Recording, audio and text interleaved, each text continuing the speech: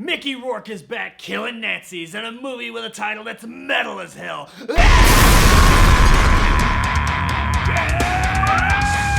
yeah!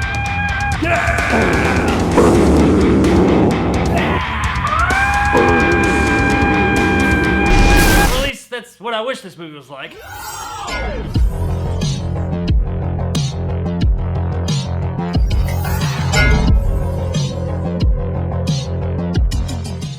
WARHUNT is brought to us by director Mauro Borelli and stars Mickey Rourke, Robert Knepper, and Jackson Rathbone. A squad of soldiers in 1945 Germany go on a rescue mission to find a downed plane that was carrying a mysterious case. But what they find is something far more sinister. So WARHUNT is one of those movies that you don't really expect to be all that good. It did the equivalent of going straight to video. It went straight to digital. It's got one of those plots, and let's be real, it's got Mickey Rourke in it. While he did have his time, and then he had a resurgence a few years later with things like The Wrestler, since then, well, he's been doing movies like this. So going into this thing, I really wasn't expecting much, but I gotta say, as far as say the production values and things of that nature, the movie was a lot better than I thought it was gonna be. Now, production values are not all that makes a good movie, but they do help. This movie looks pretty good, honestly, for the most part at least. There's one thing concerning that, but we'll get to that. The performances are actually pretty solid, and it is overall a competently made film. Our story is not really that much to talk about. We have this group of soldiers in the German forest going around looking for this downed plane because it has some sensitive materials on it. And while out there, things start to get weird because they come across what could or could not be witches. Now, I will say the movie didn't go the conventional route when it comes to witches in an action movie. They actually tried to keep these characters a little bit more shrouded in mystery for the majority of the film. Yes, we do see them and we see the effects of some of the things that they can do, but the vast majority of the things that these soldiers are combating is in their head. It's the mental games that these witches play with these soldiers that are the biggest threat out in this forest. And I like this. It was a departure from what you would expect with a movie like this. Going into it, I knew that there were witches out in this forest. The trailer gives it away. I figured it was going to be a lot more of a physical threat. I figured we were going to have like these demonic witch creatures like flying around and shooting fireballs or, you know, some shit like that. But that's not what we get. These are more of the kind of nasty, conniving witches. Pretty sure I've dated some of these in the past. And while this isn't the most compelling story in the world, it is entertaining enough to move things forward and keep you engaged until the end. Now, that being said, let's talk about that ending. Not just the actual ending of the film, but the whole last part of the film. Remember how I said that the movie is competently made? Well, that's really until the last part of the film. The last 15 to 20 minutes of this movie are so fucking dark that you can't tell what's going on half the time. And I don't mean like in tone, I mean like the shit's fucking dark. They need to turn some lights on. And I understand that the environment that they're in is supposed to be dark, but this is a visual medium. We need to at least somewhat see what's going on screen. That and the editing kind of goes to shit in some parts of this ending. I don't know why. Up to this point in the film, the editing's been fine. I wouldn't say it's like Oscar award winning or anything, but I mean, it's been fine. It's been a very competently edited film up to this point, but all of a sudden it becomes Resident Evil, the final chapter, with like erratic, crazy ass cuts, and it's dark as fuck so you can't see, so you're just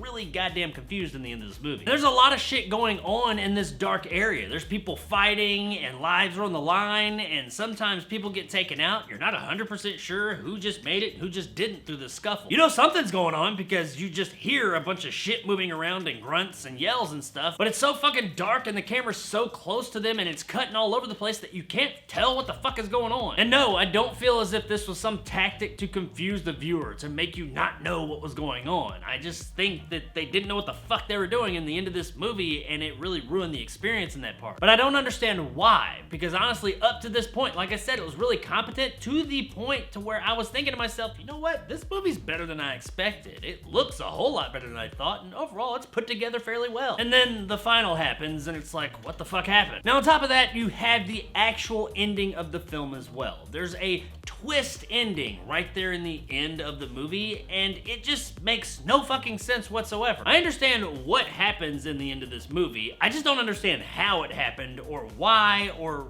really, it just doesn't make any fucking sense whatsoever. Why a certain person is a place that they are and another certain person is not, and what happened to those people is just really up in the fucking air. I feel like they did this in the end of this movie just to have a shock ending, not really caring if it made any fucking sense at all. Because it does not. And that did really hamper the ending. Most of this movie, I was fairly entertained. But you You get to the end, and I was fairly fucking confused. Now, like I said, the performances are all pretty solid. In fact, they are more solid for this kind of movie than I was expecting. Mickey Rourke is here, and yes, they bill him as a star of the film, but he's not really in a ton of it. But while he is on screen, I mean, he does fine, I guess. I have a real hard time taking Mickey Rourke serious because of his look, and I'm not like shaming the guy or anything, but let's be real, the guy has had a lot of plastic surgery, and just seeing that in this World War II setting with this gold eye patch thing he has going on, he looks like a fucking Bond supervillain. But he was fine, I guess. I mean, his character's a little bit more heightened than some of the others, but I think he's supposed to be. I mean, it didn't like take away from the movie. He was enjoyable while he was on screen. And that's pretty much everybody here. I mean, nobody was bad or anything. Everybody's just fine. The special effects, much like the other technical aspects of the film, were actually better than I expected. We get a decent amount of CGI, and while it's not like ILM level or anything, it is all solid. I mean, none of it looks terrible or anything. The other practical effects are well done too. None of these effects are award-winning or anything, but none of them are offensive either. None of them pull you out of the movie. And for the most part, that sentiment goes across this entire movie. Overall, it's fine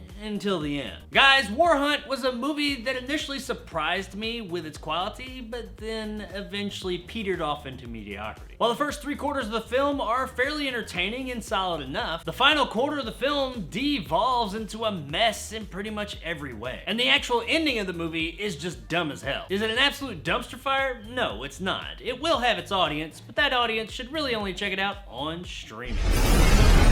Across the street.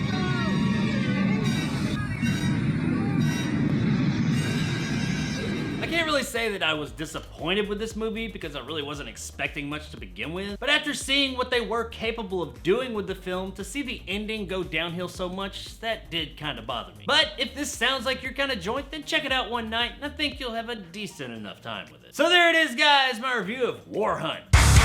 If you enjoyed and want more content like this, hit that subscribe button and help my little channel grow. If you want to help out the channel, check out my Patreon in the description below. Become a jarhead and get some of the awesome benefits to go along with that, like these guys, and possibly join my top tier and become a bad motherfucker like my man Dragon Con, Marge G, and our new top tier patron, Silverlock. Welcome to the family. What the fuck was that? If you liked what I had to say, give me a like. If not, let me know in the comments below why. And as always, stay sexy, Nuremberg.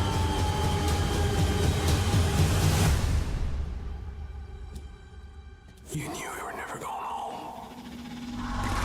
You know, Mickey Rourke has had quite the turbulent career. He was really big at one point, and then he just kind of fell off the map and went south. Then, like I said a few minutes ago, he had his resurgence with The Wrestler and a few other things, but then after that, he didn't really capitalize on it, and he just went back to doing straight-to-video-esque movies, and he's just been in a bunch of B shit since then. And it's kind of sad to see, because we've seen that when the guy really wants to, he's got some acting chops, but I just don't think he really fucking wants to. But hey, I mean, I guess he's doing his thing, living his best life with movies like this one and whatever that fucking Michael J. White movie I reviewed a while back was. He's making that money, he's getting paid, but you know what? Regardless of what the guy does, regardless of what types of ups and downs his career had, let us not forget that at one point in time in the movie 9.5 Weeks, Mickey Rourke was banging, in her heyday, Kim Basinger. I mean, come on, really, what guy around my age wasn't fantasizing about late 1980s to early 1990s Kim Basinger? Vicky Vale was my imaginary girlfriend, so hey, Mickey Rourke,